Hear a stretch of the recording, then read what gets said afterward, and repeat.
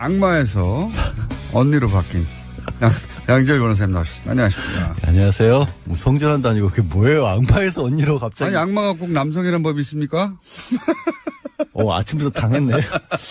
오늘은 당하지 않으리라 그렇게 굳은 결심을 하고 졸고 언니 악마로 있었는데. 해요. 언니 악마.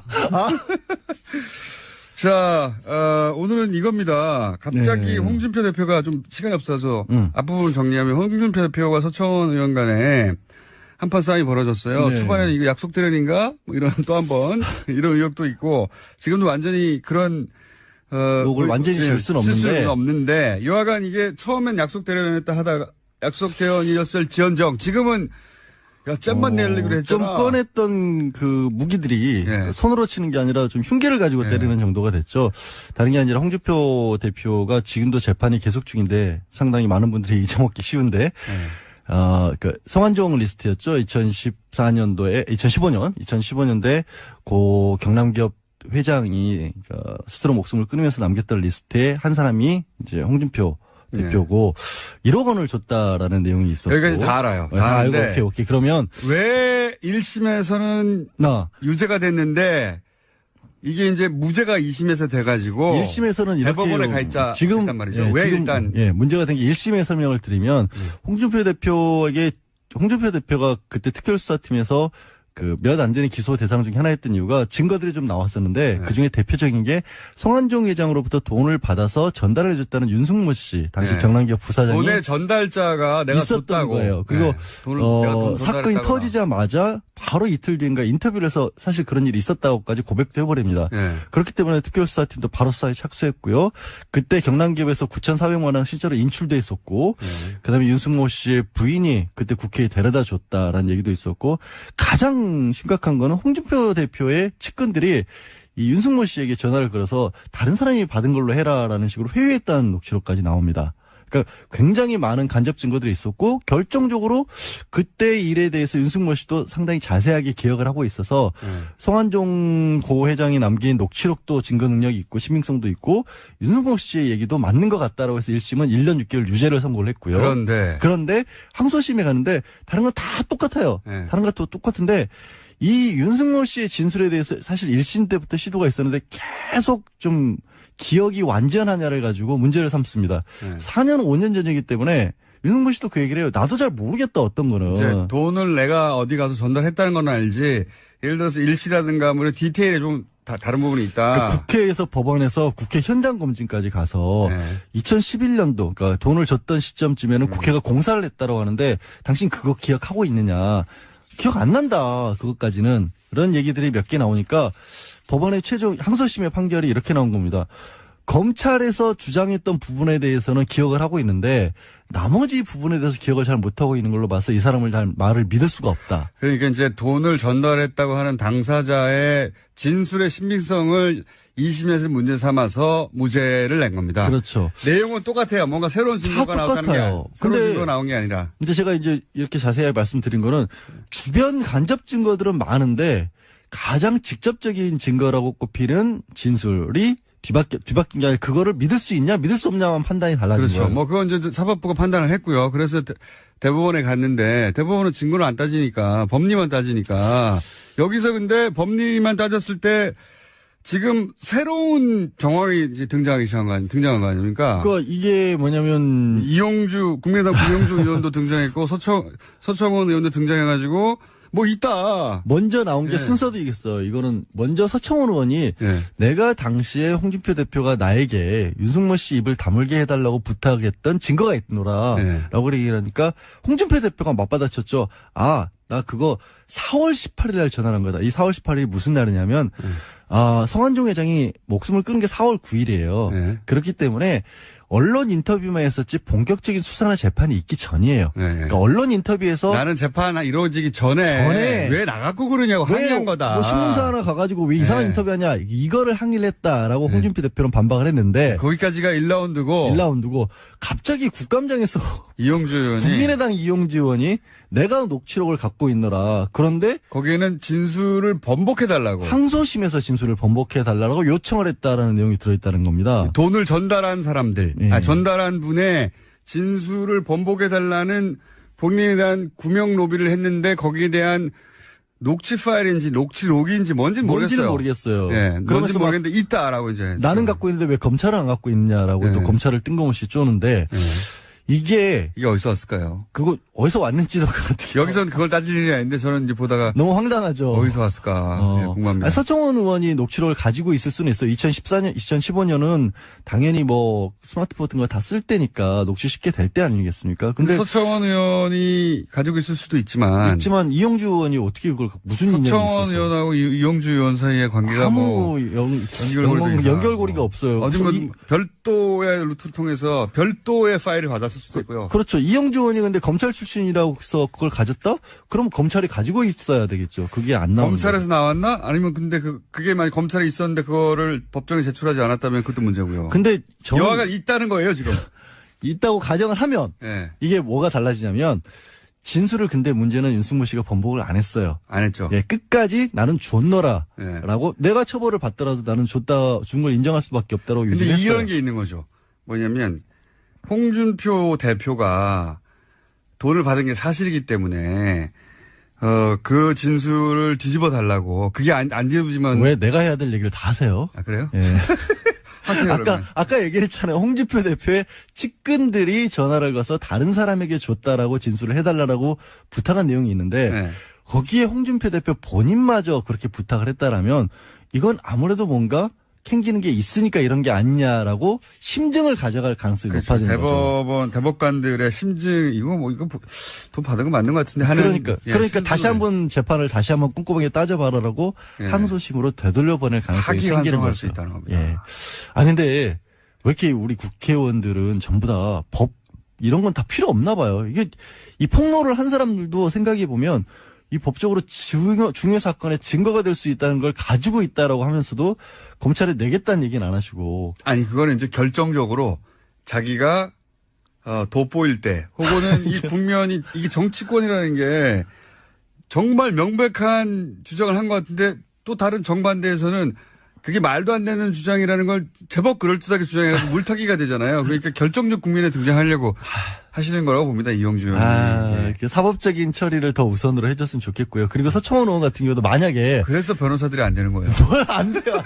정치를 하면. 그래 정치 안 할게요. 법이 더 중요하지. 지금.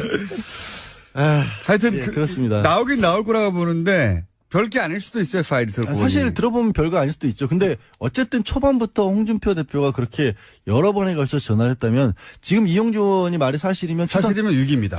두 번 전화를 한 거죠. 최소한. 악마에서 언니로 바뀐 양지열 변호사님 나오셨습니다. 안녕하십니까. 안녕하세요. 뭐 성전환도 아니고 그게 뭐예요? 악마에서 언니로 갑자기. 아니 악마가 꼭 남성이라는 법이 있습니까?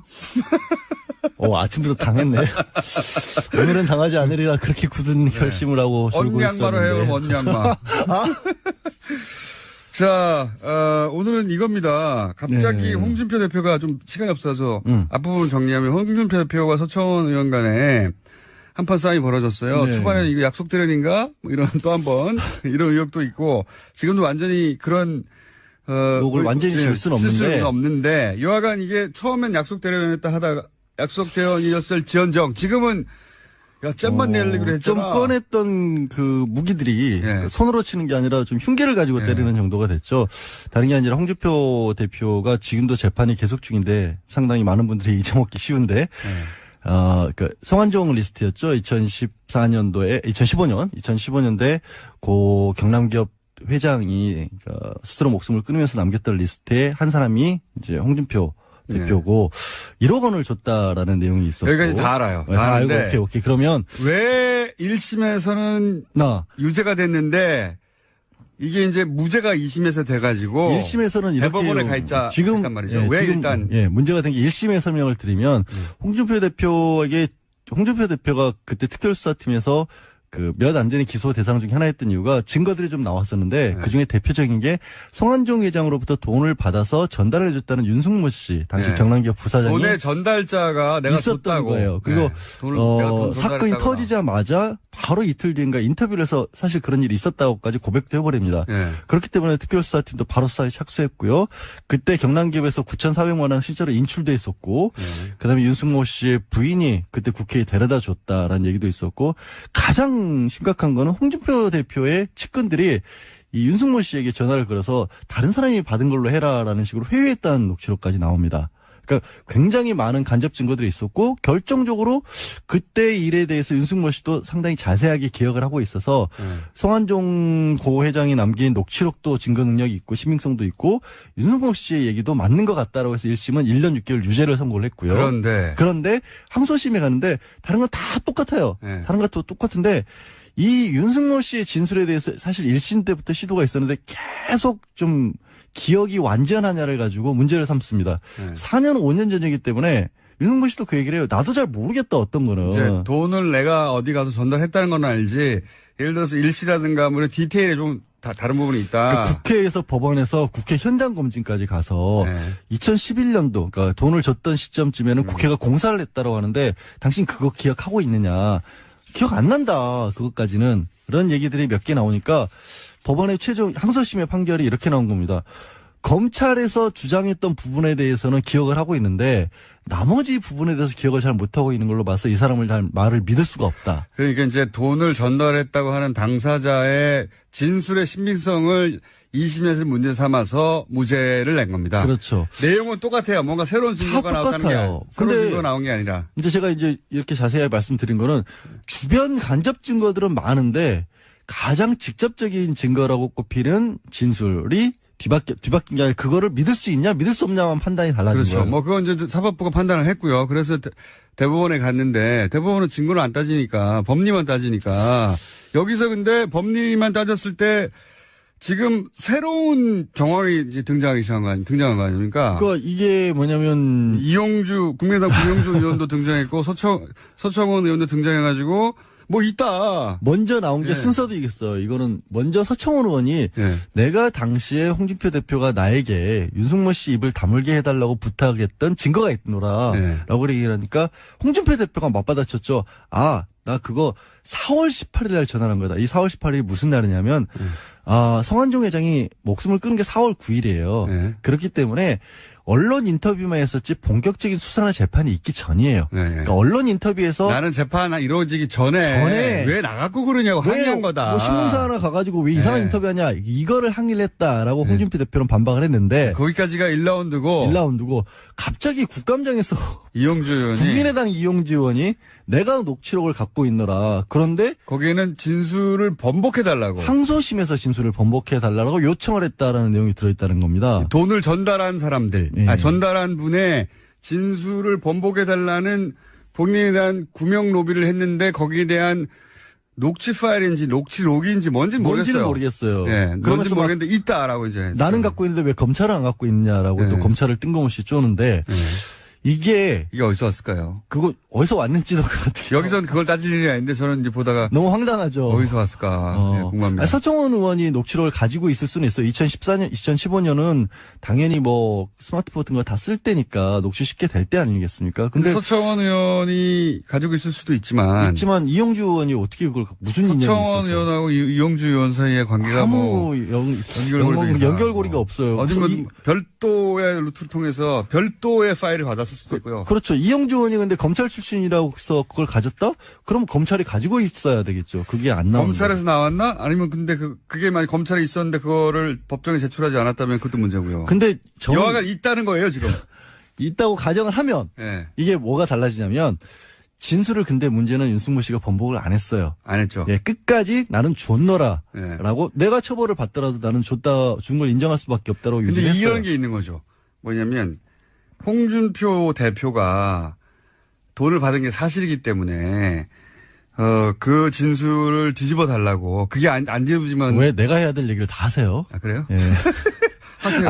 아까 얘기했잖아요. 홍준표 대표의 측근들이 전화를 걸어서 다른 사람에게 줬다라고 진술을 해달라고 부탁한 내용이 있는데 거기에 홍준표 대표 본인마저 그렇게 부탁을 했다라면 이건 아무래도 뭔가 캥기는 게 있으니까 이런 게 아니냐라고 심증을 가져갈 가능성이 높아지는 거죠. 대법관들의 심증 이거 돈 받은 거 맞는 것 같은데 하는 그러니까 다시 한번 재판을 다시 한번 꼼꼼하게 따져봐라라고 항소심으로 되돌려보낼 가능성이 생기는 거죠. 수 있다는 겁니다. 근데 왜 이렇게 우리 국회의원들은 전부 다 법 이런 건 다 필요 없나 봐요. 이게 이 폭로를 한 사람들도 생각해 보면 이 법적으로 중요 사건의 증거가 될 수 있다는 걸 가지고 있다라고 하면서도 검찰에 내겠다는 얘기는 안 하시고. 아니, 그거는 이제 결정적으로 자기가 돋보일 때 혹은 이 국면이 이게 정치권이라는 게 정말 명백한 주장을 한 것 같은데 또 다른 정반대에서는 그게 말도 안 되는 주장이라는 걸 제법 그럴듯하게 주장해서 물타기가 되잖아요. 그러니까 결정적 국면에 등장하려고 하시는 거라고 봅니다. 이용주 의원이. 이렇게 사법적인 처리를 더 우선으로 해줬으면 좋겠고요. 그리고 서청원 의원 같은 경우도 만약에. 그래서 변호사들이 안 되는 거예요. 뭘 안 돼요. 안 돼요. 정치를 하면. 그래, 정치 안 할게요. 법이 더 중요하지, 지금. 하여튼 예, 그렇습니다. 나오긴 나올 거라고 보는데 별게 아닐 수도 있어요. 파일이 들어보니. 사실 들어보면 별거 아닐 수도 있죠. 근데 어쨌든 초반부터 홍준표 대표가 그렇게 여러 번에 걸쳐서 전화를 했다면 지금 이용주 의원이 말이 사실이면 사실이면 6입니다. 두 번 전화를 한 거죠. 최소한 2번 전화를 한 거죠. 또 국정원 관련된 뉴스인데요. 국정원 개혁발전위원회가 어제 관련된 내용을 발표했습니다. 국정원 심리전단이 원세훈 전 원장 지시에 따라서 우리법 연구회 해체 촉구 심리전을 벌였다라는 건데요. 2009년 8월 정도에 자유주의 진보연합이라고 하는 관변단체와 함께 우리법 연구회 회원 명단과 활동 내용을 월간 조선에 넘겼다라고 합니다. 다스 얘기 한 가지만 더 얘기하고 가면 JTBC에서도 연일 비자금 보도를 하고 있어요. 예. 17명 계좌가 대략 합쳐서 120억 정도가 넘어갔다고, 다스로. 이것이 이제 특검이 발견했다고 했던 100억대 비자금이 아니냐, 이런 추정을 하고 있는데, 조진우 기자는 이게 다른 비자금이다라고 이제 주장하고 있고요. 근데 이제 이게 다른 비자금이냐 아니냐, 중요한 게 아니라, 비자금이 있었고 그게 구체적으로 밝혀지기 시작했다. 네. 네, 그렇죠. 어제 정무위에서야 관련된 내용들이 실제로 확인이 됐다라고 JTBC가 보도했습니다. 그러니까요. 이 문건은 주진우 기자가 확보했던 문건인데 내부자로부터 그 문건에 적혀 있던 금액이 실제 다스의 원장 회사의 계정 원장에 적혀 있더라. 돈이 실제 들어갔다는 얘기죠. 네, 네, 그렇죠. 입금 날짜, 금액, 개설은행 모두 비교해 봤더니 다 일치한다라는 겁니다. 네. 그래서 이제 이 비자금이 특검이 발견했던 비자금이 아니냐는 사실은 두 번째 문제인 것 같아요. 그게 아니면 또 다른 비자금이 나왔으니까 더 좋은 거고요. 네, 실소유주 의혹을 다시 한번 제기할 수 있는 거죠.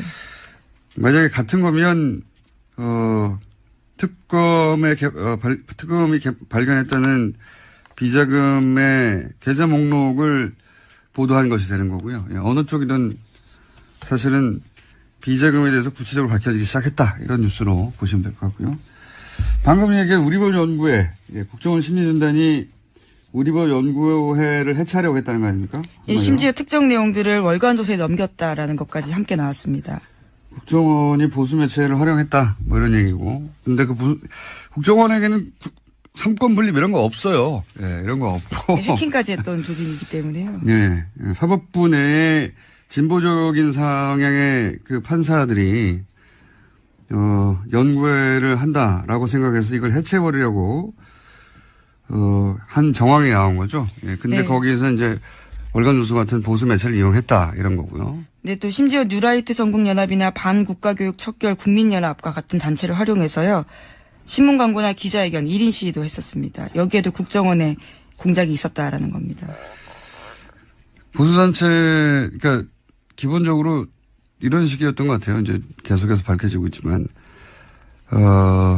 댓글로 인터넷을 공략해서 여론을 만드는 작업을 하고, 그리고 길거리에서는 어버이연합 같은 곳에서 이제 기본적으로 깡패 역할, 길거리 깡패 아닙니까? 실제로. 그리고 이제 국발협 같은 단체, 여기는 정신교육 하는 곳이잖아요. 네. 예. 소위 안보교육이라고 하지만요. 말씀처럼 정신교육 같은 것들을 훨씬 많이 했습니다. 네. 여기는 대부분 김대중 노무현 빨갱이라는 내용 하는 데거든요. 네, 네. 사회 곳곳에 종북, 친북 세력이 있다라는 네. 식의 주장만 한 건데요. 그러니까 김대중 노무현 정부는 김일성의 노선이다. 뭐 이런 얘기를 하는 말도 안 되는 주장을, 이 국발협도 국정원이 사실상 돈 주고 관리했다는 것이고. 예. 네, 이명박 박근혜 정부 때 국가보훈처장이었던 박승춘 씨가요. 이때 초대회장이었다라고 합니다. 전방위로 할 수 있는 모든 일을 다 했어요. 예, 모든 일을 다 해서 이전에 김대중 노무현 정부는 빨갱이였고, 예, 그리고, 그런 주장을 퍼뜨리는데 인터넷뿐만 아니라 오프라인 단체들, 협회들 다 만들어서 국정원에 해왔다라는 것이 지금 밝혀져 가는 중입니다. 네. 다음 뉴스는 뭡니까?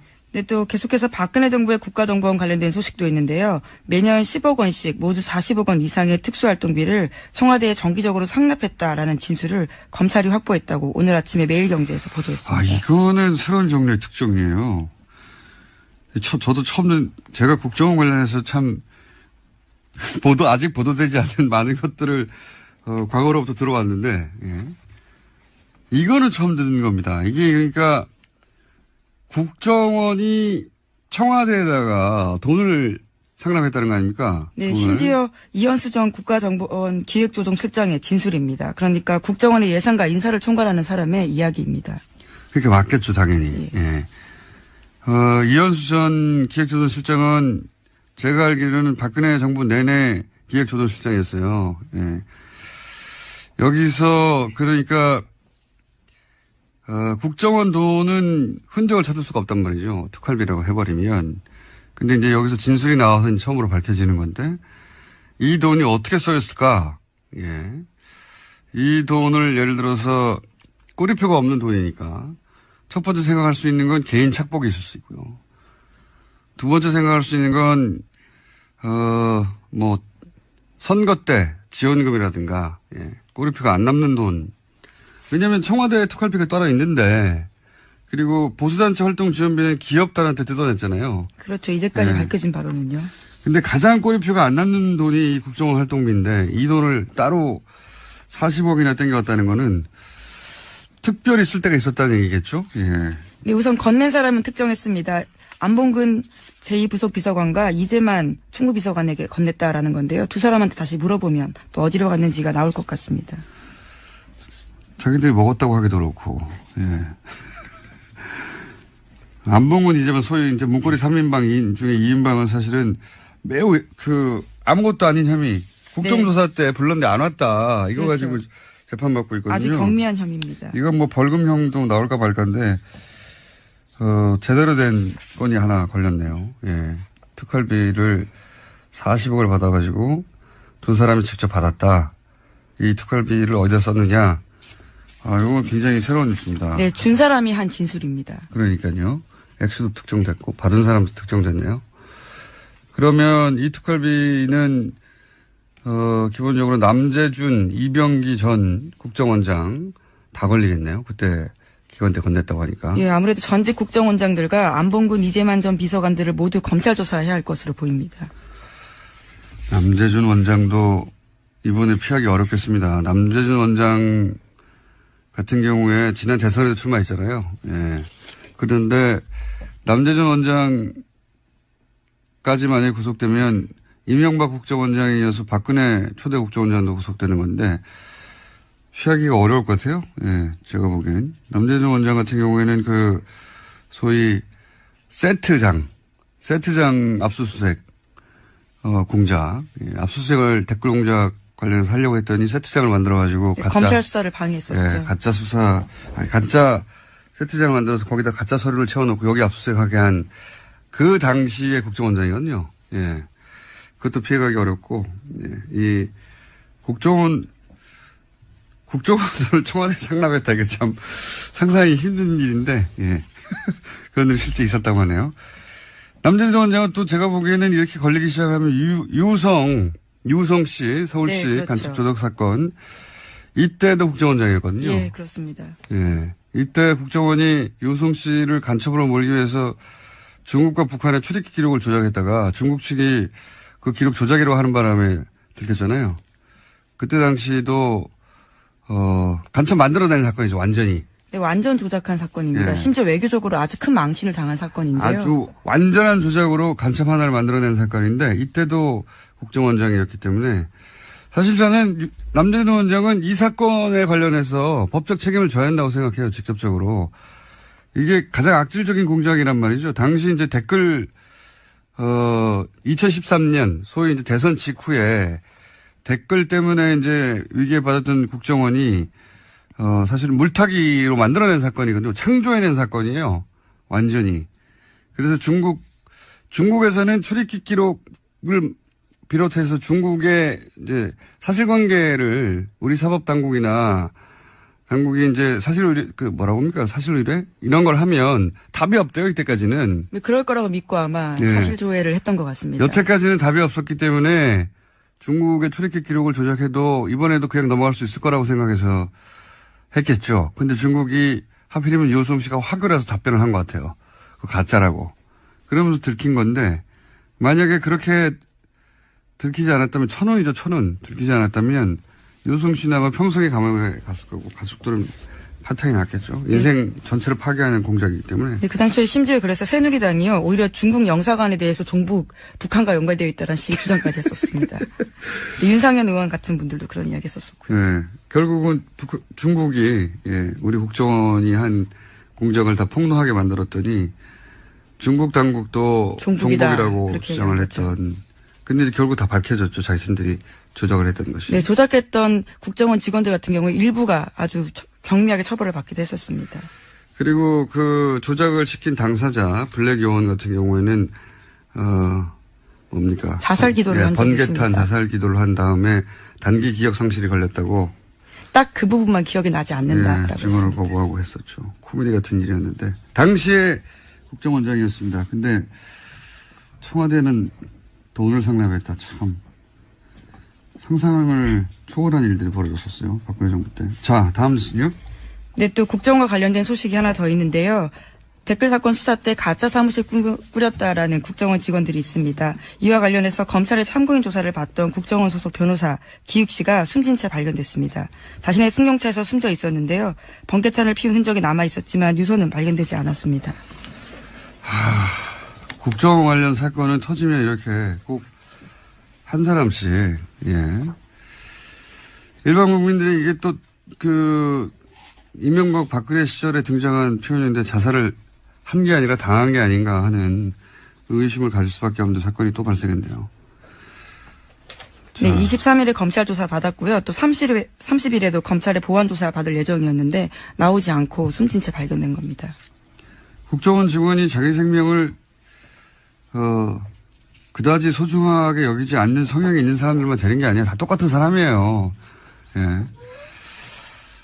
이 사건의 실체도 밝혀지지 않겠죠. 또 자살로 그냥 마무리될 것 같긴 합니다만 꼭 국정원은 이런 큰 사건에서 코도에 몰리면 한 사람씩 자살하는 일이 벌어집니다.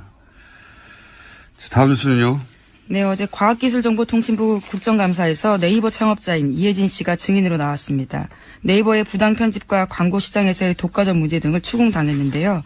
뉴스 공정성과 관련된 질의가 집중됐지만 이 창업자 같은 경우에는 글로벌 투자에만 담당하고 있어서 현안을 파악하지 못한다라고 답변을 피해갔습니다. 요 사안은 저희가 잠시 후에 민원연과 함께 짚어볼 예정인데 핵심은 뉴스 서비스는 포기하지 않겠다는 것 같고요. 그 사안은 그리고 이제 네이버는 기본적으로 억울하다는 입장인 거죠. 현재까지는. 요 사안은 그리고 이제 국민의당에서는 국민의당뿐만 아니라 모든 정당이 그렇게 얘기합니다. 특정 시점에 이제 특정 어떤 기사 배치를 보고 자기들에게 불리하게 배치됐다고 주장하는 경우 많이 있고요. 자유한국당처럼 그냥 미국 빠는 것이 아니라 과정에서는 지는 것 같지만 결과적으로는 당당하게 주권을 행사할 수 있는 당당함. 네. 아까 이 얘기 나왔잖아요. 이런 걸 보여주는 게 바로 주권이에요. 굉장히 훌륭합니다. 지금 우리가 대통령이 바뀌고 정부가 바뀌고 나서 그동안 사실 외교에 대해서 너무 친미적인 거 아니냐 막 이런 이제 비난들도 사실 외교라고 없잖아 말하기도 있었어요. 어려웠어요. 사실 사실은. 비판도 없잖아 있었어요. 트럼프를 만나러 가고 이랬던 부분에 대해서. 그런데 이 지금 나온 결과를 보면 우리가 보이지 않는 곳에서 이 대한민국이라는 모든 총체적인 역량이 중국과의 개선을 위해서 집중 투입됐던 거예요. 백조가 겉에선 우아하지만 밑에선 끊임없이 발질을 하는 것처럼 정부 자체가 총력을 기울여서 대중관계의 개선을 위해서 노력을 했다. 여기에 또 이해찬 의원도 굉장히 깊숙하게 관여돼서 중국과의 관계 개선을 위해서 노력을 했고 김정숙 여사도 여기에서 내조를 하면서 이 여성들끼리 통한 어떤 그런 섬세함으로 뒤에서 조력을 많이 했다. 이런 그 결과들이 나오는 예, 겁니다. 전체적인 외교의 큰 틀은 저는 한반도의 영세 중립 국화. 좋죠. 예, 최고죠. 그게 이제 어떤 식으로 연결되냐면은 한반도 동북아시아 균형자로는 연결돼요. 예. 미국이든 중국이든 러시아든 일본이든 간에 거리를 일정하게 유지하면서 그들이 우리에게 구애하게 만들면 되는 그게 외교의 기본이면 돼요. 그거면 돼. 한쪽은 막 줄 서가지고 한쪽 불편하게 만드는 건 안 하면 돼요. 아까 말한 것처럼 김정숙 여사께서 숨어있는 1인치 같은 건데 결국에 외교는 저도 그런 얘기로 방송으로 여러 번 한 적이 있어요. 태도의 문제라고. 그럼. 김정숙 여사가 지난 8월 달에 추거황 발음 힘드네요. 한자로 읽으면 구콩. 뭐 시진핑도 이렇게 한자로 하면 스금평 아닙니까? 그때 중국의 유명한 작가 한메일인 부부와 함께 한중 수교 25주년 특별전, 치바이스전이라고 이제 불리운 전시회인데 그걸 같이 관람을 했는데 이때 김정숙 여사가 윤동주 시집을 선물해요. 하늘과 바람과 별과 시. 근데 이게 그렇죠. 의미가 그냥 있는 시가 아니에요. 윤동주가 항일 운동했던 시인으로서 중국의 반일 감정은 대단하지 않습니까? 그렇죠. 중국에서 이 시를 썼던 거예요. 그러니까 이 책을 선물한다는 건 그들한테는 어떤 의미겠어요. 우리도 일본 싫어해. 근데 말은 못하지. 영부인으로서는. 그러면서 나중에 아까 말한 그 치바이스 특별전 거기를 아무도 몰래 조용히 다녀갔다는 거야. 그러면 중국 입장에서 바라볼 때 대통령의 부인인 영부인인 이분이 이런 식으로 중국을 좋아한다는 일종의 구애 같은 걸 보면 이번에 남관표 국가안보실 2차장하고 같이 협상했던 쿵시오 안유라고 중국의 외교부 부장 조리라고 하네요. 이 사람하고 둘이 밀접한 관계가 있는데 여기서 외교부 부장 쿵시오 안유라고 하는 사람이 가장 밀접하게 한국에 대해서 물어볼 수밖에 없는 사람이 바로 중국 대사거든요. 그렇죠. 예. 그 대사 입장에서 보면 한국의 청와대 문재인 대통령과 김정숙 여사는 중국 정말 좋아해라는 태도를 보여줘버렸어. 그렇죠. 친분이다라고. 어떤 문제를 푸는데 있어가지고 굉장히 중요한 잣대가 된 거라서 이게 김정숙 여사가 외교부 장관 역할을 사실 한 건다라고 할 정도로 굉장히 칭찬을 받는 거예요. 그렇다고 하더라고. 만약에 이게 자유한국당 집권 시기였으면 아마 김정숙 여사는 영웅이 됐을 거야. 근데 지금 겸손하게 아래로 내리니까 김 여사가 했던 부분에 대해서 조금씩 제가 볼 땐 더 숨기는 것 같아요. 그러니까 그죠? 사실 이 그런 부분은 의미가 있는 거죠. 숨기는 의미도 있겠고요. 이게 겸손해서 그럴 수도 있지만 음. 사실은 이게 외교전이었어요. 맞아요. 그러니까 김정숙 여사가 거기를 갔다는 것은 중국 대사에게 굉장히 강한 신호를 보낸 거고요. 감성으로 접근했고 예, 이 전시회가 역사적 동질성도 같이 있다고 알려준 거고 예, 전시회가 그냥 단순한 전시회가 아니라 이 안에서 기획된 예, 시진핑 부인과 그리고 중국의 외교부와 우리나라 청와대 김정숙 여사와 우리나라 또 외교부 그리고 주한 중국 대사 이쪽이 굉장히 긴밀하게 협력이 되면서 이 안에서 정보가 오고 갔을 거라고 저는 유추가 되거든요. 그러지 않으면 이렇게 몰래 다녀갔다. 중국 대사 부부가 청와대에 그래서 답방을 갔다. 이런 게 그냥 보여지는 거로 사실은 쉽지 않은 부분이에요. 이 중국 대사가 우리나라 와 있는 중국 대사가 청와대 김정숙 여사한테 답방을 가서 도록을 선물하고 이러는 부분들이 아마 그 안에서 이루어진 모든 정보들이 핵심적인 정보가 오고 갔을 거예요. 그렇지. 그래서 국가를 경영하는 고위직에 있는 사람들의 건강한 부부 관계가 얼마나 중요한지가 여기서 나오는 거예요. 그러니까 이게 멜라니아? 그 트럼프 부인. 네. 그런 사람들이 못하는 영역인데. 못하는 영역이에요. 이건 아무나 할 아까 수 없습니다. 그 전시회 관련한 도록, 그러니까 예. 그게 그림이 들어있을 거야, 샘플로. 예. 그 도록을 선물 받고 나서 했던 말이 아침 신문 보는 테이블에 항상 그걸 놓고 있다. 그 날마다 두 나라 관계가 좋아지기를 바라고 있다고까지 이야기했다면 그렇지. 누가 감동을 안 받냐고. 그럼요. 여기에다가 중국의 실질적인 이득 이런 것들이 맞물리면서 사드에 대해서는 더 이상 문제 안 삼을 게 이거거든요. 지금 이번에 결론은 그런 거라고 보는데 그래서 이제 시진핑하고 문재인 대통령하고 이제 정상회담을 또 다시 한다는 거 아닙니까? 그래서 강경화 외교부 장관이 사실 이런 외교의 밑밥을 지금 계속 깔고 있는 건데 아, 진짜 강경화 외교부 장관은 진짜 업어주고 싶어, 씨발. 그러니까 이런 게 있어. 진짜 너무 잘하잖아요. 너무 잘- 기존 언론들의 품위가 있잖아. 그 경박스러움이 뭐냐면은 그런 타이틀 많이 나왔잖아요. 강경화 외교장관이 안 보인다. 노력을 안 하고 있다. 이식으로 계속 공격을 해야 되는 거예요. 외교부 패싱이라고 얘기하면서 근데 그것이 사실은 그게 아니다는 거지. 그게 아니었던 거죠. 외교는 요란하게 하는 게 아니고 물밑에서 뭔가를 조율해 가면서 하는 건데 결론적으로 말하면 문재인 대통령은 액션만 취해준 거고요. 부인하고 외교부가 사실은 그 모든 걸 다 거의 다 했겠죠. 그러면서 이제 이게 진짜 중요한 건 그런 거예요. 중국 국민들 입장에서도 미국의 일방적인 편만 들었던 대한민국에 대한 나쁜 감정이 사라지기 시작하면 다시 뭐 이번에 뭐 성송 커플 결혼식에 중국 굉장히 많은 사람들이 왔다고도 하고요. 사드무가 막 배치될 때 한류 연예인들 전부 다 전면 출연 금지 시켰잖아요. 이번에 다시 중국의 한류 스타들이 지금 들어가서 녹화도 끝내놓고 이제 방송 되려고 막 기다리는 스탠바이요. 팀들이 굉장히 많다고 그러더라고. 그러니까 요거는 사드 쓰지도 못할 무기인데 태도 때문에 박근혜 정권의 그 생각 없는 태도 때문에 악화됐던 걸 다시 끌어내는 부분이고요. 예.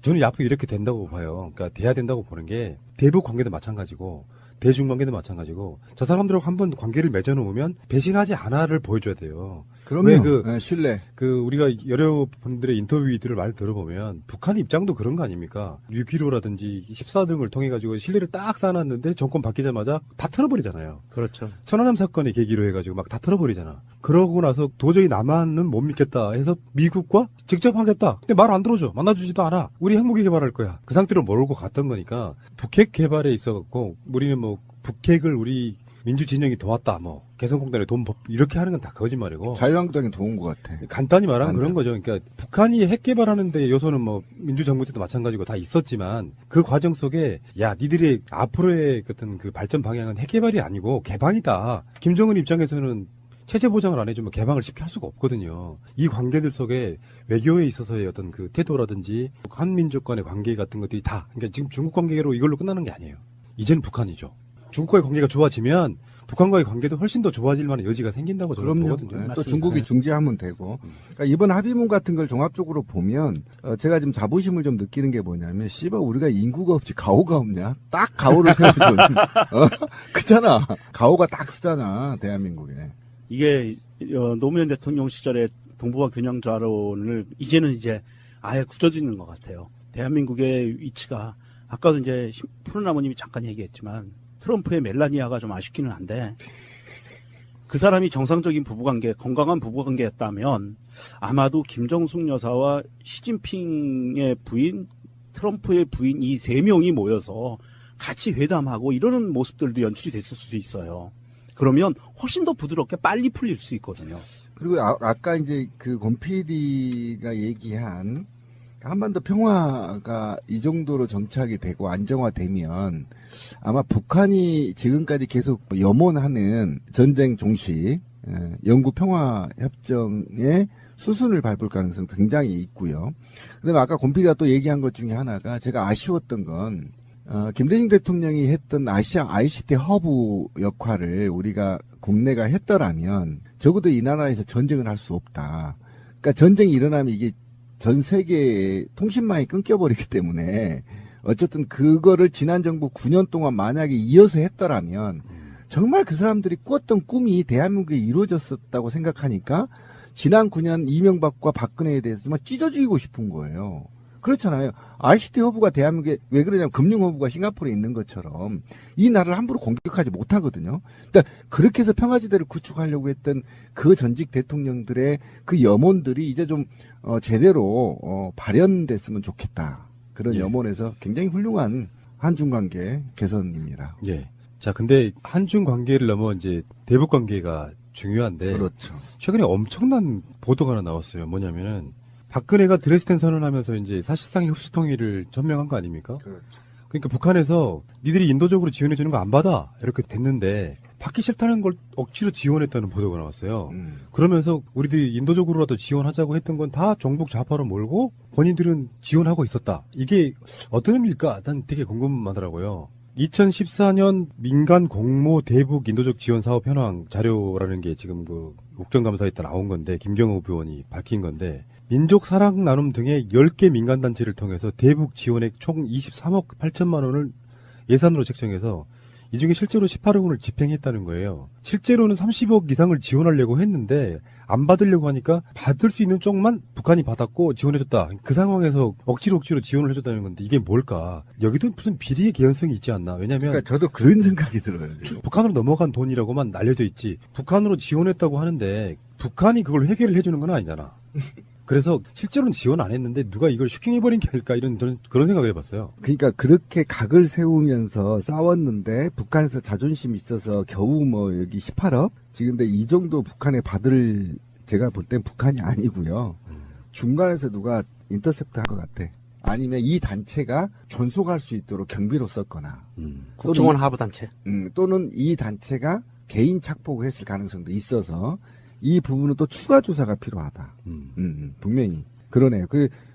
어떻게 누가 받았다 이런 것도 전혀 없고 어떻게 송금을 했다는 것도 밝혀지지 않고 그래서 이게 볼 때 중간에 누군가가 용돈으로 썼다. 그러니까 지금 기존에 용돈으로 이거 용돈 썼다. 용돈 크다 몇십억. 이 정부에서 18억은 용돈이에요. 돈도 아닙니다. 이거. 하긴 그러네요. 아파트 한 채가. 한 달에 1억 받았는데 씨발 현금으로. 기존의 대북 민간 지원 사업들이 벌어지고 있던 모든 단체들의 지원하는 부분, 그 다음에 대북 접촉 이런 거를 하나도 허가해주지 않았었고요. 그리고 오로지 자기들이 선정한 이 중국에 있는 이 업체를 통해서만 진행을 하려고 했던 거예요. 그것도 북한이 거부하니까 어쨌든 쓰긴 썼어요. 근데 어디에 썼는지 모르지. 근데 이게 법도 무시하고 관행도 무시한 부분인 게 지금 이게 보면은 북한이 거부하겠다고 하니까 과거에 제3자를 위해서 대북 지원하면 과태료를 부과하겠다라고 허용하지 않았던 그런 전례가 있었는데 정부 정책이 있었는데 그것도 무시하고 스스로가 제3자를 통해서 시도를 했다는 거예요. 그러면 우리 이거 문득 그거 생각나지 않습니까? 돈 주고 총 쏴달라고 했었던 총풍 사건. 이회창 때 그때였죠. 총풍 사건이 문득 생각나는 거예요. 그런 창구로 만들려고 노력했던 건 아닌가. 저도 그런 의심이 가네요. 예. 동의합니다. 그러니까 뭔가 적정한 시기에 지금 북이 국기전을 도발해주지 않거나 네. 또는 미사일만 쏴대니까 실적으로 한 방 쏴달라. 이렇게 해서 그런 루트를 만들기 위한 노력. 만들기 위한 상시 통로를 만들기 위한 교두보를 확보하려고 하지 않았느냐라는 의심에서 동의해요. 예. 진짜로. 그런 것 같습니다. 그 돈이 없는 것이 아니라 도둑놈이 많은 것이다. 예.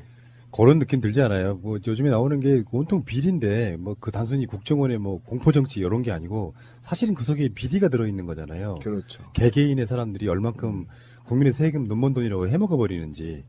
진짜 북한은 돈 빼먹기 정말 좋은 대상이에요. 지원했어. 끝. 왜냐면 회계가 안 되거든. 그렇다고 그쪽에서 영수증 써줄 거 어쩔 거야. 간이 영수증? 얘네들이 이게 30억을 책정을 하면은요. 이거 그냥 없어진 돈이잖아요. 무의미하게. 이 30억이면은요. 4년제 대학 다니는 학생들 600명 전액장학금이에요. 오. 어마어마하게 큰 돈이에요. 이거를 갖다가 이렇게 무의미하게 그냥 날려버린다? 야, 이거는 정말 용서가 안 되는 애들은 맞아요. 돈이 없어서 공부 못하는 애들이 얼마나 많습니까? 어쨌든 어떤 방법으로든 어쨌든 명종님이 얘기한 것처럼 제2의 총풍 사건을 만들기 위해서 적당한 시기에 또는 혹시 모르죠.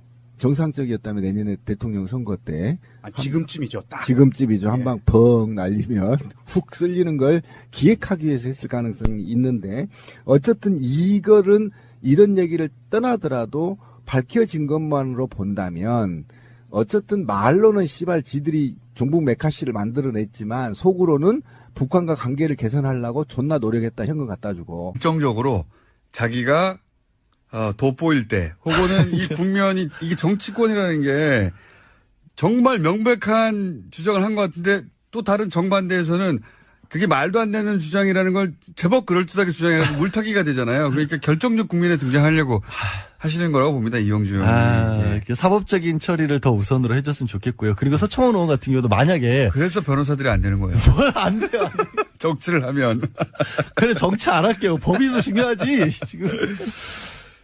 하여튼 예, 그렇습니다. 나오긴 나올 거라고 보는데 별게 아닐 수도 있어요. 파일이 들어보니. 사실 들어보면 별거 아닐 수도 있죠. 근데 어쨌든 초반부터 홍준표 대표가 그렇게 여러 번에 걸쳐 전화를 했다면 지금 이용주 의원이 말이 사실이면 사실이면 위기입니다. 두 번 전화를 한 거죠. 최소한 두 번 전화를 한 거죠. 또 국정원 관련된 뉴스인데요. 국정원 개혁발전위원회가 어제 관련된 내용을 발표했습니다. 국정원 심리전단이 원세훈 전 원장 지시에 따라서 우리법 연구회 해체 촉구 심리전을 벌였다라는 건데요. 2009년 8월 정도에 자유주의 진보연합이라고 하는 관변단체와 함께 우리법 연구회 회원 명단과 활동 내용을 월간 조선에 넘겼다라고 합니다.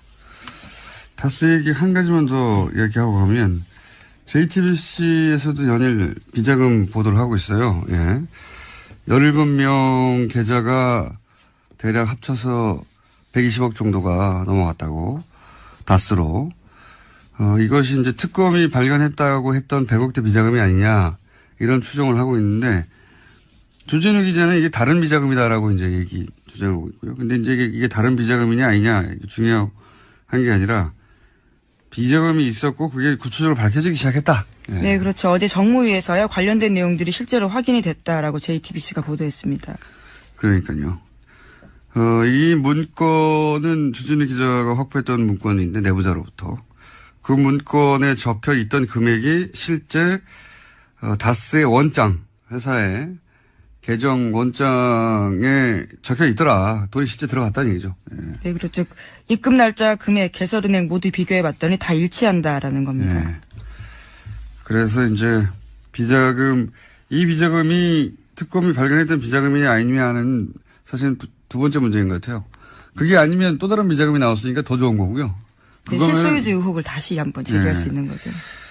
만약에 같은 거면 특검이 발견했다는 비자금의 계좌 목록을 보도한 것이 되는 거고요. 어느 쪽이든 사실은 비자금에 대해서 구체적으로 밝혀지기 시작했다. 이런 뉴스로 보시면 될 것 같고요.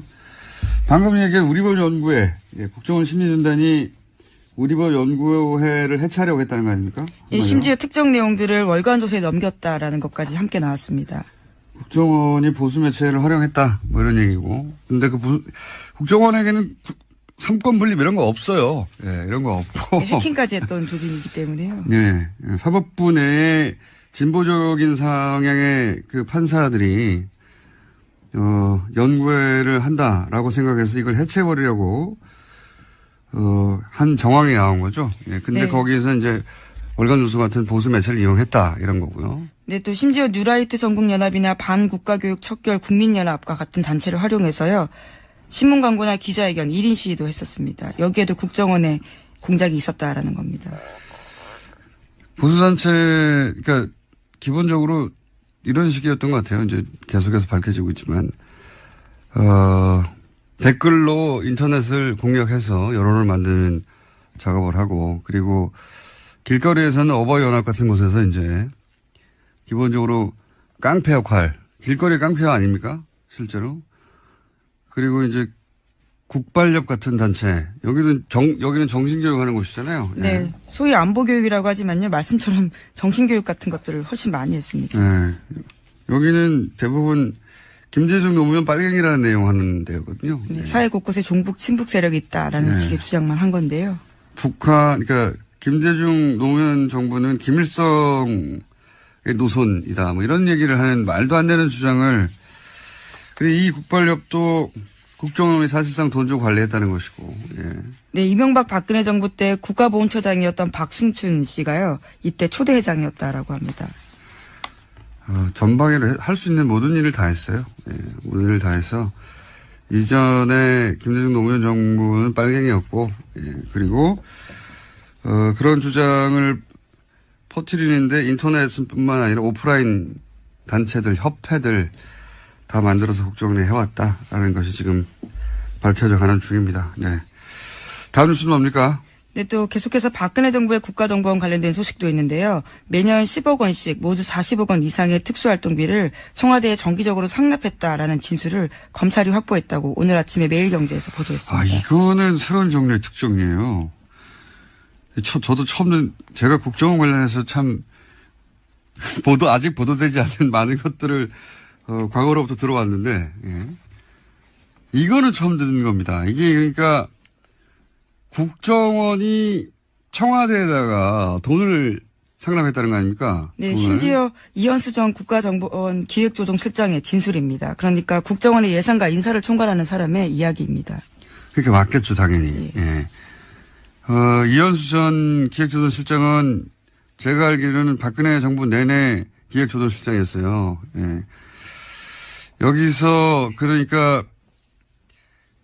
국정원 돈은 흔적을 찾을 수가 없단 말이죠. 특활비라고 해버리면.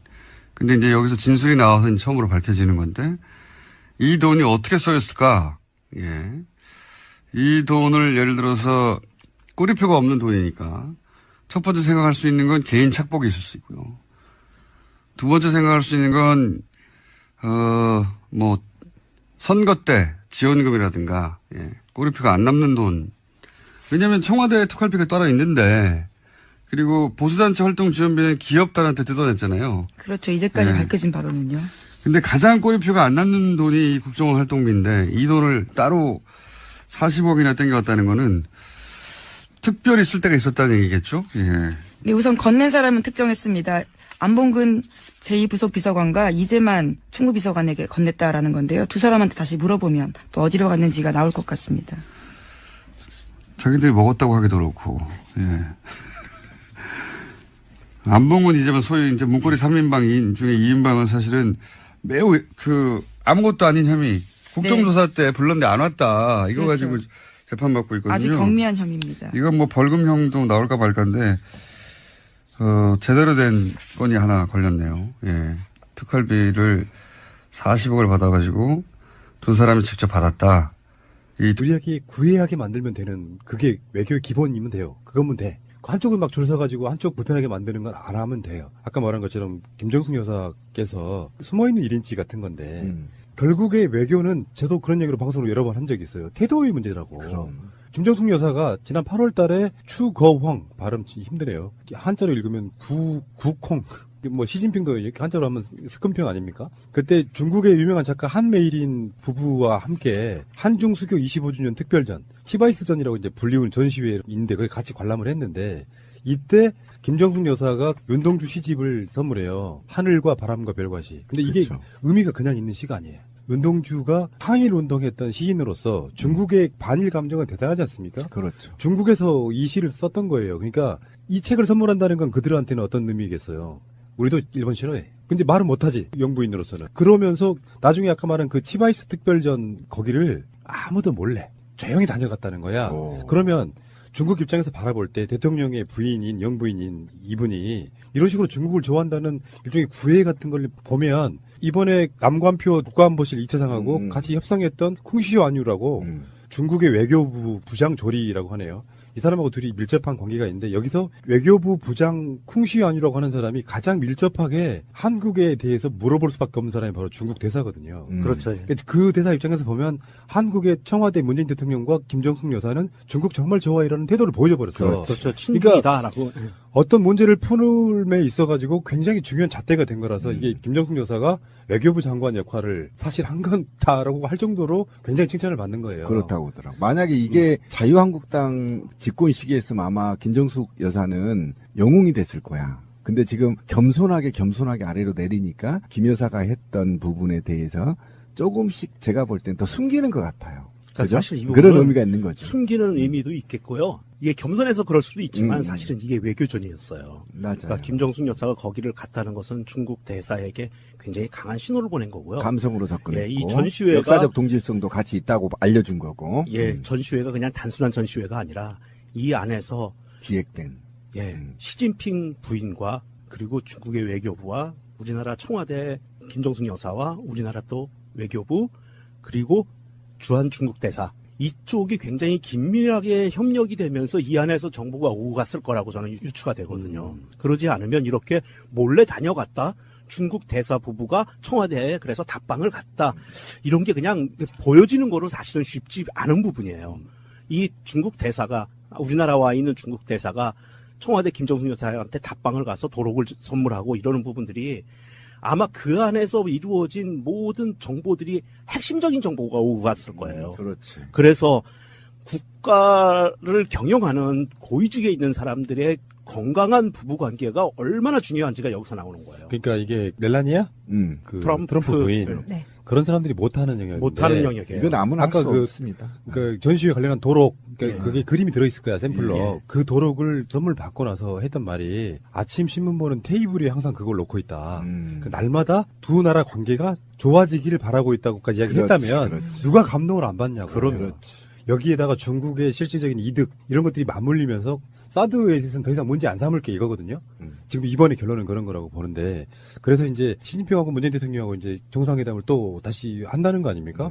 그래서 강경화 외교부 장관이 사실 이런 외교의 밑밥을 지금 계속 깔고 있는 건데. 아, 진짜 강경화 외교부 장관은 진짜 업어주고 싶어, 씨발. 그러니까 이런 게 있어. 진짜 너무 잘하잖아요. 너무 잘. 기존 언론들의 품위가 있잖아. 경박스러움이 뭐냐면은 그런 타이틀 많이 나왔잖아요. 강경화 외교장관이 안 보인다. 노력을 안 하고 있다. 이 식으로 계속 공격을 해야 되는 거예요. 외교부 패싱이라고 얘기하면서 근데 그것이 사실은 그게 아니다는 거죠. 그게 아니었던 거죠. 외교는 요란하게 하는 게 아니고 물밑에서 뭔가를 조율해 가면서 하는 건데 결론적으로 말하면 문재인 대통령은 액션만 취해준 거고요. 부인하고 외교부가 사실은 그 모든 걸 다 거의 다 했겠죠. 그러면서 이제 이게 진짜 중요한 건 그런 거예요. 중국 국민들 입장에서도 미국의 일방적인 편만 들었던 대한민국에 대한 나쁜 감정이 사라지기 시작하면 다시 뭐 이번에 뭐 성송 커플 결혼식에 중국 굉장히 많은 사람들이 왔다고도 하고요. 사드무가 막 배치될 때 한류 연예인들 전부 다 전면 출연 금지 시켰잖아요. 이번에 다시 중국의 한류 스타들이 지금 들어가서 녹화도 끝내놓고 지금 방송 되려고 막 기다리는 스탠바이요. 팀들이 굉장히 많다고 그러더라고. 그러니까 요거는 사드 쓰지도 못할 무기인데 태도 때문에 박근혜 정권의 생각 없는 태도 때문에 악화됐던 걸 다시 끌어낸 부분이고요. 예. 저는 앞으로 이렇게 된다고 봐요. 그러니까 돼야 된다고 보는 게 대북 관계도 마찬가지고 대중 관계도 마찬가지고 저 사람들하고 한번 관계를 맺어놓으면 배신하지 않아를 보여줘야 돼요. 그러면 네, 신뢰. 우리가 여러 분들의 인터뷰들을 많이 들어보면 북한 입장도 그런 거 아닙니까? 6.15라든지 14등을 통해 가지고 신뢰를 딱 쌓아놨는데 정권 바뀌자마자 다 틀어버리잖아요. 그렇죠. 천안함 사건의 계기로 해가지고 막 다 틀어버리잖아. 그러고 나서 도저히 남한은 못 믿겠다 해서 미국과 직접 하겠다. 근데 말 안 들어줘. 만나주지도 않아. 우리 핵무기 개발할 거야. 그 상태로 몰고 갔던 거니까 북핵 개발에 있어갖고 우리는 뭐 북핵을 우리 민주진영이 도왔다. 뭐 개성공단에 돈 이렇게 하는 건 다 거짓말이고. 자유한국당이 도운 것 같아. 간단히 말하면 그런 거죠. 그러니까 북한이 핵 개발하는데 요소는 뭐 민주정부 때도 마찬가지고 다 있었지만 그 과정 속에 야 니들의 앞으로의 어떤 그 발전 방향은 핵 개발이 아니고 개방이다. 김정은 입장에서는 체제 보장을 안 해주면 개방을 쉽게 할 수가 없거든요. 이 관계들 속에 외교에 있어서의 어떤 그 태도라든지 한민족 간의 관계 같은 것들이 다 그러니까 지금 중국 관계로 이걸로 끝나는 게 아니에요. 이제는 북한이죠. 중국과의 관계가 좋아지면 북한과의 관계도 훨씬 더 좋아질 만한 여지가 생긴다고 저는 그럼요. 보거든요. 네, 또 중국이 중재하면 되고. 그러니까 이번 합의문 같은 걸 종합적으로 보면 제가 지금 자부심을 좀 느끼는 게 뭐냐면 씨발 우리가 인구가 없지 가오가 없냐? 딱 가오를 세워준. 그잖아. 가오가 딱 쓰잖아 대한민국에. 이게 노무현 대통령 시절에 동북아 균형 자론을 이제는 이제 아예 굳어지는 것 같아요. 대한민국의 위치가 아까도 이제 푸른 나무님이 잠깐 얘기했지만 트럼프의 멜라니아가 좀 아쉽기는 한데 그 사람이 정상적인 부부관계, 건강한 부부관계였다면 아마도 김정숙 여사와 시진핑의 부인, 트럼프의 부인 이 세 명이 모여서 같이 회담하고 이러는 모습들도 연출이 됐을 수도 있어요. 그러면 훨씬 더 부드럽게 빨리 풀릴 수 있거든요. 그리고 아까 이제 그 권 PD가 얘기한 한반도 평화가 이 정도로 정착이 되고 안정화되면 아마 북한이 지금까지 계속 염원하는 전쟁 종식, 영구 평화 협정의 수순을 밟을 가능성 굉장히 있고요. 그다음에 아까 권 PD가 또 얘기한 것 중에 하나가 제가 아쉬웠던 건 김대중 대통령이 했던 아시아 ICT 허브 역할을 우리가 국내가 했더라면 적어도 이 나라에서 전쟁을 할 수 없다. 그러니까 전쟁이 일어나면 이게 전 세계의 통신망이 끊겨버리기 때문에 어쨌든 그거를 지난 정부 9년 동안 만약에 이어서 했더라면 정말 그 사람들이 꾸었던 꿈이 대한민국에 이루어졌었다고 생각해요. 그래도 만약에 그래서 변호사들이 안 되는 거예요. 안 돼요. 안 돼요. 정치를 하면. 그래 정치 안 할게요. 법이 더 중요하지 지금. 하여튼 예, 그렇습니다. 나오긴 나올 거라고 보는데 별게 아닐 수도 있어요. 파일이 들어보니. 사실 들어보면 별거 아닐 수도 있죠. 근데 어쨌든 초반부터 홍준표 대표가 그렇게 여러 번에 걸쳐 전화를 했다면 지금 이용주 의원이 말이 사실이면 사실이면 6입니다. 두 번 전화를 한 거죠. 최소한. 네. 최소한. 악마에서 언니로 바뀐 양지열 변호사님 나오셨습니다. 안녕하십니까. 안녕하세요. 뭐 성전환도 아니고 그게 뭐예요? 악마에서 언니로 갑자기. 아니 악마가 꼭 남성이란 법이 있습니까? 아침부터 당했네. 오늘은 당하지 않으리라 그렇게 굳은 결심을 하고 졸고 언니 악마로 해요. 그럼 언니 악마.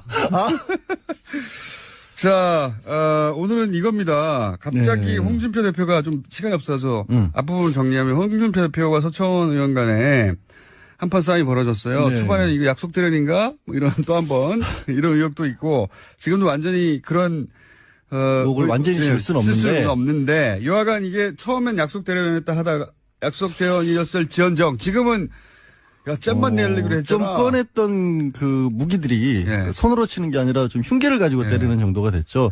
다른 게 아니라 홍준표 대표가 지금도 재판이 계속 중인데 상당히 많은 분들이 잊어먹기 쉬운데 그 성완종 리스트였죠. 2015년도에 고 경남기업 회장이 스스로 목숨을 끊으면서 남겼던 리스트에 한 사람이 이제 홍준표 대표고 1억 원을 줬다라는 내용이 있었고. 여기까지 다 알아요. 다 알고 오케이. 그러면 왜 1심에서는 유죄가 됐는데 이게 이제 무죄가 2심에서 돼가지고 1심에서는 이렇게 대법원에 가 있자 지금 말이죠. 왜 지금, 일단 문제가 된 게 1심의 설명을 드리면 홍준표 대표가 그때 특별수사팀에서 그 몇 안 되는 기소 대상 중에 하나였던 이유가 증거들이 좀 나왔었는데 그 중에 대표적인 게 성완종 회장으로부터 돈을 받아서 전달을 해줬다는 윤승모 씨 당시 경남기업 부사장이 돈의 전달자가 내가 있었던 줬다고. 거예요. 그리고 내가 돈 사건이 전달했다거나. 터지자마자 바로 이틀 뒤인가 인터뷰를 해서 사실 그런 일이 있었다고까지 고백도 해버립니다.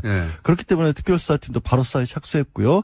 그때 경남기업에서 9,400만 원 실제로 인출돼 있었고 그다음에 윤승모 씨의 부인이 그때 국회에 데려다 줬다라는 얘기도 있었고 가장 심각한 거는 홍준표 대표의 측근들이 이 윤승모 씨에게 전화를 걸어서 다른 사람이 받은 걸로 해라라는 식으로 회유했다는 녹취록까지 나옵니다. 그러니까 굉장히 많은 간접 증거들이 있었고 결정적으로 그때 일에 대해서 윤승모 씨도 상당히 자세하게 기억을 하고 있어서 성완종 고 회장이 남긴 녹취록도 증거 능력이 있고 신빙성도 있고 윤승모 씨의 얘기도 맞는 것 같다라고 해서 1심은 1년 6개월 유죄를 선고를 했고요. 그런데 항소심에 가는데 다른 건 다 똑같아요. 다른 것도 똑같은데 이 윤승모 씨의 진술에 대해서 사실 1심 때부터 시도가 있었는데 계속 좀 기억이 완전하냐를 가지고 문제를 삼습니다. 4년 5년 전이기 때문에 윤승모 씨도 그 얘기를 해요. 나도 잘 모르겠다 어떤 거는. 이제 돈을 내가 어디 가서 전달했다는 건 알지. 예를 들어서 일시라든가 뭐 디테일에 좀 다른 부분이 있다. 그 국회에서 법원에서 국회 현장 검진까지 가서 2011년도 그러니까 돈을 줬던 시점쯤에는 국회가 공사를 했다고 하는데 당신 그거 기억하고 있느냐. 기억 안 난다. 그것까지는. 그런 얘기들이 몇 개 나오니까 법원의 최종 항소심의 판결이 이렇게 나온 겁니다. 검찰에서 주장했던 부분에 대해서는 기억을 하고 있는데 나머지 부분에 대해서 기억을 잘 못하고 있는 걸로 봐서 이 사람을 잘 말을 믿을 수가 없다. 그러니까 이제 돈을 전달했다고 하는 당사자의 진술의 신빙성을 2심에서 문제 삼아서 무죄를 낸 겁니다. 그렇죠. 내용은 똑같아요. 뭔가 새로운 증거가 나왔다는 게 아니라. 새로운 증거가 나온 게 아니라. 이제 제가 이제 이렇게 자세히 말씀드린 거는 주변 간접 증거들은 많은데 가장 직접적인 증거라고 꼽히는 진술이 뒤바뀐 게 아니라 그거를 믿을 수 있냐 믿을 수 없냐만 판단이 달라진 그렇죠. 거예요. 뭐 그건 이제 사법부가 판단을 했고요. 그래서 대법원에 갔는데 대법원은 증거를 안 따지니까 법리만 따지니까 여기서 근데 법리만 따졌을 때 지금 새로운 정황이 이제 등장한 거 아닙니까? 그러니까 이게 뭐냐면 국민의당 구명주 의원도 등장했고 서청원 의원도 등장해가지고 뭐 있다. 먼저 나온 게 순서도 이겠어요. 이거는 먼저 서청원 의원이 내가 당시에 홍준표 대표가 나에게 윤승모 씨 입을 다물게 해달라고 부탁했던 증거가 있노라 라고 얘기를 하니까 홍준표 대표가 맞받아쳤죠. 아, 나 그거 4월 18일 날 전화한 거다. 이 4월 18일이 무슨 날이냐면 성완종 회장이 목숨을 끊은 게 4월 9일이에요. 그렇기 때문에 언론 인터뷰만 했었지 본격적인 수사나 재판이 있기 전이에요. 그러니까 언론 인터뷰에서 나는 재판 이루어지기 전에 왜 나갔고 그러냐고 항의한 거다. 뭐 신문사 하나 가가지고 왜 이상한 인터뷰하냐 이거를 항의를 했다라고 홍준표 대표는 반박을 했는데 거기까지가 1라운드고 갑자기 국감장에서 이용주 의원이 국민의당 이용주 의원이 내가 녹취록을 갖고 있노라. 그런데 거기에는 진술을 번복해달라고 항소심에서 진술을 번복해달라고 요청을 했다라는 내용이 들어있다는 겁니다. 돈을 전달한 사람들 전달한 분의 진술을 번복해달라는 본인에 대한 구명 로비를 했는데 거기에 대한 녹취 파일인지 녹취록인지 뭔지는 모르겠어요. 뭔지 모르겠는데 있다라고 이제 나는 갖고 있는데 왜 검찰은 안 갖고 있냐라고 또 검찰을 뜬금없이 쪼는데 이게 어디서 왔을까요? 그거 어디서 왔는지도 같아요. 여기서는 그걸 따질 일이 아닌데 저는 이제 보다가 너무 황당하죠. 어디서 왔을까 궁금합니다. 서청원 의원이 녹취록을 가지고 있을 수는 있어요. 2014년, 2015년은 당연히 뭐 스마트폰 같은 거 다 쓸 때니까 녹취 쉽게 될 때 아니겠습니까? 근데 서청원 의원이 가지고 있을 수도 있지만 이용주 의원이 어떻게 그걸 무슨 인연이 있었어요? 서청원 의원하고 이용주 의원 사이의 관계가 아무 연결고리가 없어요. 어디 뭐 별도의 루트를 통해서 별도의 파일을 받았을 수도 있고요. 그렇죠. 이용주 의원이 근데 검찰 출신이라고 해서 그걸 가졌다?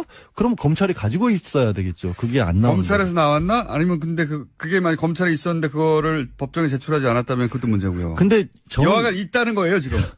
있다고 가정을 하면 예. 이게 뭐가 달라지냐면 진술을 근데 문제는 윤승모 씨가 번복을 안 했어요. 안 했죠. 예, 끝까지 나는 줬노라. 예. 라고 내가 처벌을 받더라도 나는 준 걸 인정할 수밖에 없다라고 근데 유지했어요. 이런 게 있는 거죠. 뭐냐면 홍준표 대표가 돈을 받은 게 사실이기 때문에 그 진술을 뒤집어 달라고. 그게 안 뒤집으면 왜 내가 해야 될 얘기를 다 하세요? 아 그래요? 예. 하세요. 그러면. 아까 얘기했잖아요. 홍준표 대표의 측근들이 전화를 가서 다른 사람에게 줬다라고 진술을 해달라고 부탁한 내용이 있는데 네. 거기에 홍준표 대표 본인마저 그렇게 부탁을 했다라면 이건 아무래도 뭔가 캥기는 게 있으니까 이런 게 아니냐라고 심증을 가져갈 가능성이 그렇죠. 높아지는 거죠. 대법관들의 심증 이거 돈 받은 거 맞는 것 같은데 하는. 그러니까 다시 한번 재판을 다시 한번 꼼꼼하게 따져봐라라고 예. 항소심으로 되돌려보낼 가능성이 생기는 파기환송할 수 거죠. 있다는 겁니다. 예. 근데 왜 이렇게 우리 국회의원들은 전부 다 법 이런 건 다 필요 없나 봐요. 이게 이 폭로를 한 사람들도 생각해 보면 이 법적으로 중요 사건의 증거가 될 수 있다는 걸 가지고 있다라고 하면서도 검찰에 내겠다는 얘기는 안 하시고. 아니 그거는 이제 결특활비를 어디다 썼느냐. 이건 굉장히 새로운 뉴스입니다. 네, 준 사람이 한 진술입니다. 그러니까요. 액수도 특정됐고 받은 사람도 특정됐네요. 그러면 이 특활비는 기본적으로 남재준, 이병기 전 국정원장 다 걸리겠네요. 그때 기관대 건넸다고 하니까. 예, 아무래도 전직 국정원장들과 안봉근, 이재만 전 비서관들을 모두 검찰 조사해야 할 것으로 보입니다. 남재준 원장도 이번에 피하기 어렵겠습니다. 남재준 원장 같은 경우에 지난 대선에도 출마했잖아요. 예. 그런데 남재준 원장까지 만약에 구속되면 이명박 국정원장에 이어서 박근혜 초대 국정원장도 구속되는 건데 피하기가 어려울 것 같아요. 예, 제가 보기엔. 남재준 원장 같은 경우에는 그 소위 세트장 압수수색 공작, 압수수색을 댓글 공작 관련해서 하려고 했더니 세트장을 만들어가지고 네, 가짜 검찰 수사를 방해했었죠. 예, 가짜 세트장을 만들어서 거기다 가짜 서류를 채워놓고 여기 압수수색하게 한 그 당시의 국정원장이거든요. 예, 그것도 피해가기 어렵고 이 국정원을 청와대 상납했다 이게 참 상상하기 힘든 일인데 예, 그런 일이 실제 있었다고 하네요. 남재준 원장은 또 제가 보기에는 이렇게 걸리기 시작하면 유성 씨, 서울시 네, 그렇죠. 간첩 조작 사건 이때도 국정원장이었거든요. 예, 그렇습니다. 예, 이때 국정원이 유성 씨를 간첩으로 몰기 위해서 중국과 북한의 출입기 기록을 조작했다가 중국 측이 그 기록 조작이라고 하는 바람에 들켰잖아요. 그때 당시도 간첩 만들어낸 사건이죠, 완전히. 네, 완전 조작한 사건입니다. 예. 심지어 외교적으로 아주 큰 망신을 당한 사건인데요. 아주 완전한 조작으로 간첩 하나를 만들어낸 사건인데 이때도 국정원장이었기 때문에 사실 저는 남재준 원장은 이 사건에 관련해서 법적 책임을 져야 한다고 생각해요. 직접적으로. 이게 가장 악질적인 공작이란 말이죠. 당시 이제 댓글 2013년 소위 이제 대선 직후에 댓글 때문에 이제 위기에 받았던 국정원이 사실 물타기로 만들어낸 사건이거든요. 창조해낸 사건이에요. 완전히.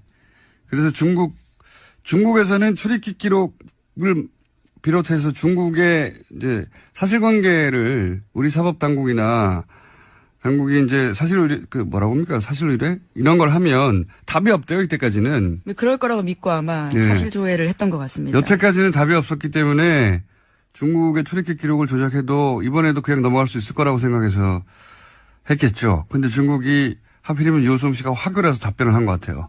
그 가짜라고.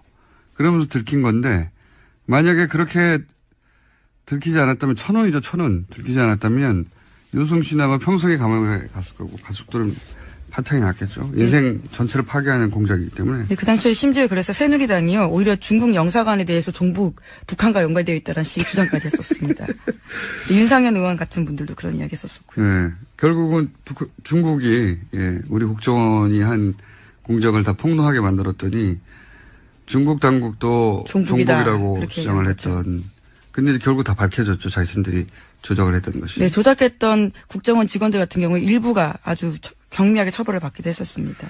그리고 그 조작을 시킨 당사자 블랙 요원 같은 경우에는 뭡니까? 자살 기도를 한 적이 있습니다. 번개탄 자살 기도를 한 다음에 단기 기억 상실이 걸렸다고. 딱 그 부분만 기억이 나지 않는다라고 증언을 했습니다. 거부하고 했었죠. 코미디 같은 일이었는데 당시에 국정원장이었습니다. 근데 청와대는 돈을 상납했다. 참 상상을 초월한 일들이 벌어졌었어요. 박근혜 정부 때. 자, 다음 뉴스요. 네, 또 국정원과 관련된 소식이 하나 더 있는데요.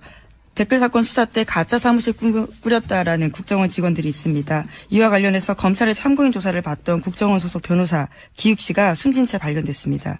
자신의 승용차에서 숨져 있었는데요. 번개탄을 피운 흔적이 남아 있었지만 유서는 발견되지 않았습니다.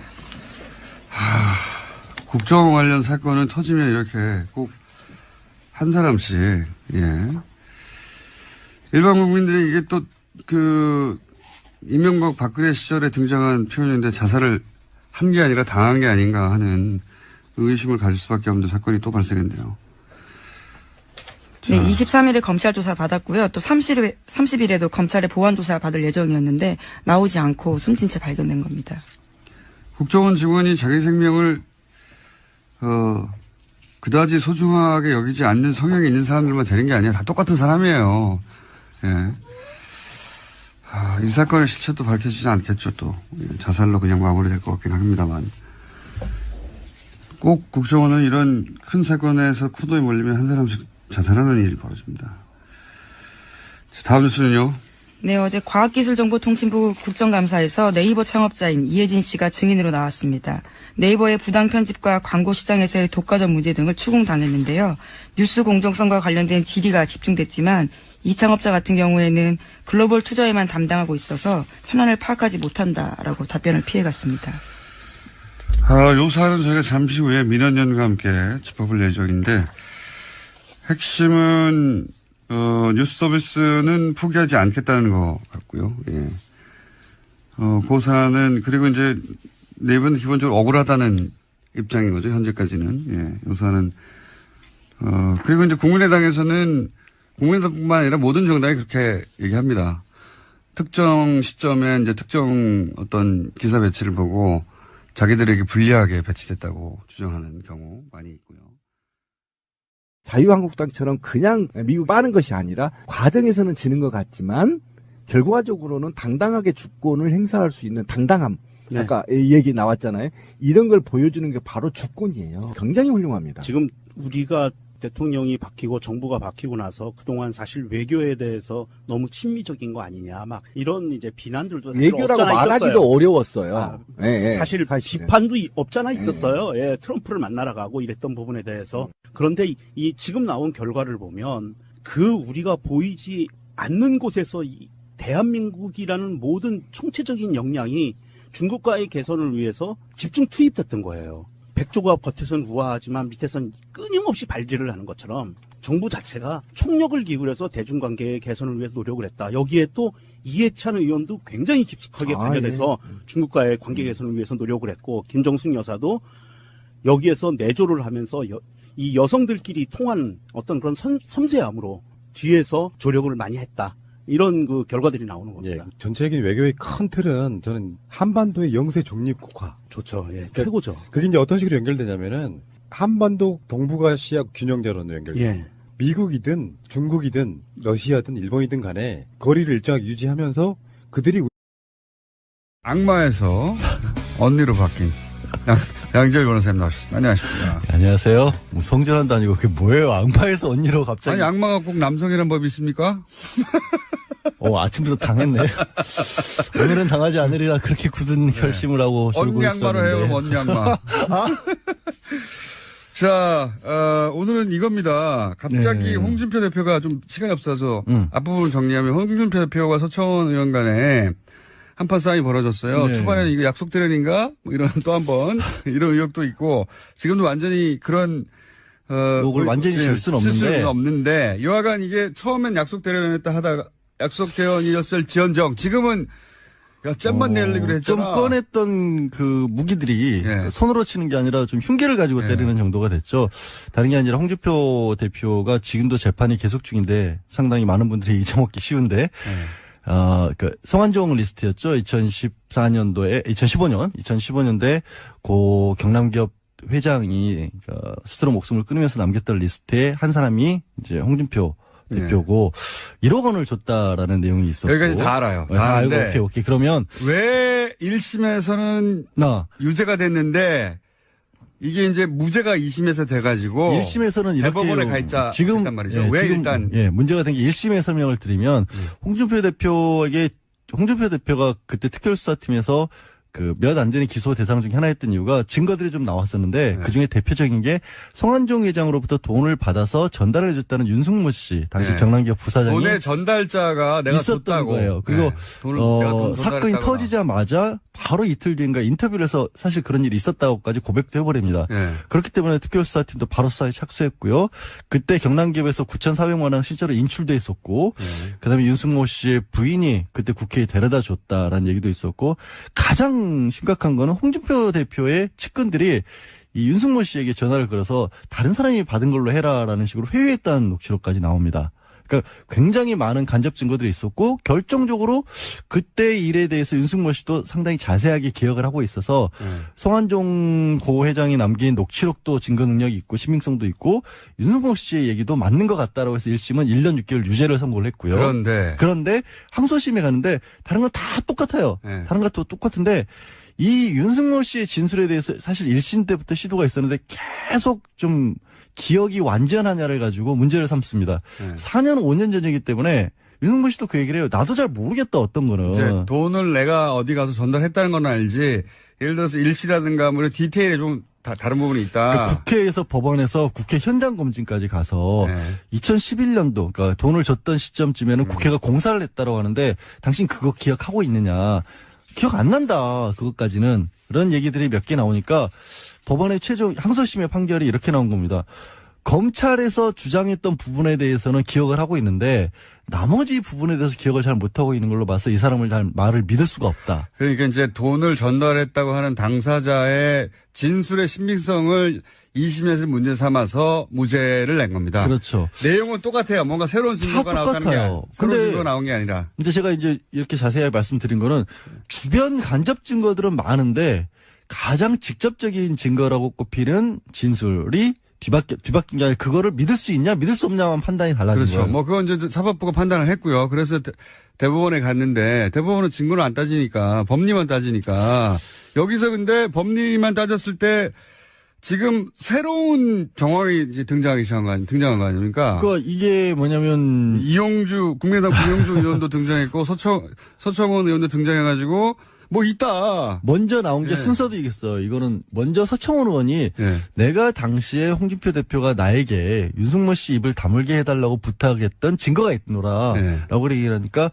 홍준표 대표가 맞받아쳤죠. 나 그거 4월 18일 날 전화를 한 거다. 이 4월 18일이 무슨 날이냐면 성완종 회장이 목숨을 끊은 게 4월 9일이에요. 그렇기 때문에 언론 인터뷰만 했었지 본격적인 수사나 재판이 있기 전이에요. 그러니까 언론 인터뷰에서 나는 재판 이루어지기 전에 왜 나갖고 그러냐고 항의한 거다. 뭐 신문사 하나 가가지고 왜 이상한 인터뷰하냐 이거를 항의를 했다라고 홍준표 대표는 반박을 했는데 거기까지가 1라운드고 갑자기 국감장에서 이용주 의원이 국민의당 이용주 의원이 내가 녹취록을 갖고 있노라. 그런데 거기에는 진술을 번복해달라고 항소심에서 진술을 번복해달라고 요청을 했다라는 내용이 들어있다는 겁니다. 돈을 전달한 사람들 전달한 분의 진술을 번복해달라는 본인에 대한 구명 로비를 했는데 거기에 대한 녹취 파일인지 녹취록인지 뭔지는 모르겠어요.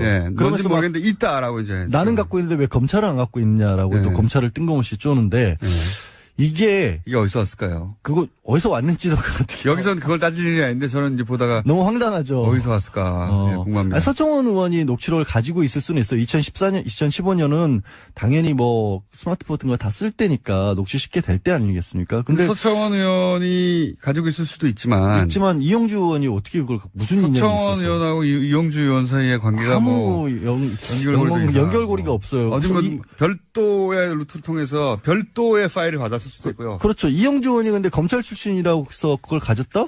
그럼 검찰이 가지고 있어야 되겠죠. 그게 안 나오는 검찰에서 나왔나? 아니면 근데 그게 만약 검찰에 있었는데 그거를 법정에 제출하지 않았다면 그것도 문제고요. 근데 여하가 있다는 거예요, 지금. 있다고 가정을 하면 이게 뭐가 달라지냐면 진술을 근데 문제는 윤승모 씨가 번복을 안 했어요. 안 했죠. 끝까지 나는 줬노라라고 내가 처벌을 받더라도 나는 준 걸 인정할 수밖에 없다라고 근데 유지했어요. 이런 게 있는 거죠. 뭐냐면 홍준표 대표가 돈을 받은 게 사실이기 때문에 그 진술을 뒤집어 달라고. 그게 안 뒤집으면 왜 내가 해야 될 얘기를 다 하세요? 아 그래요? 예. 하세요. 그러면. 아까 얘기했잖아요. 홍준표 대표의 측근들이 전화를 가서 다른 사람에게 줬다라고 진술을 해달라고 부탁한 내용이 있는데 네. 거기에 홍준표 대표 본인마저 그렇게 부탁을 했다라면 이건 아무래도 뭔가 캥기는 게 있으니까 이런 게 아니냐라고 심증을 가져갈 가능성이 그렇죠. 높아지는 거죠. 대법관들의 심증 이거 돈 받은 거 맞는 것 같은데 하는. 그러니까 다시 한번 재판을 다시 한번 꼼꼼하게 따져봐라라고 예. 항소심으로 되돌려보낼 가능성이 생기는 파기환송할 거죠. 수 있다는 겁니다. 예. 아 근데 왜 이렇게 우리 국회의원들은 전부 다 법 이런 건 다 필요 없나 봐요. 이게 이 폭로를 한 사람들도 생각해 보면 이 법적으로 중요 사건의 증거가 될 수 있다는 걸 가지고 있다라고 하면서도 검찰에 내겠다는 얘기는 안 하시고. 아니 그거는 이제 결정적으로 자기가 돋보일 때 혹은 이 국면이 이게 정치권이라는 게 정말 명백한 주장을 한 것 같은데 또 다른 정반대에서는 그게 말도 안 되는 주장이라는 걸 제법 그럴듯하게 주장해가지고 물타기가 되잖아요. 그러니까 결정적 국면에 등장하려고 하시는 거라고 봅니다. 이용주 의원이. 사법적인 처리를 더 우선으로 해줬으면 좋겠고요. 그리고 서청원 의원 같은 경우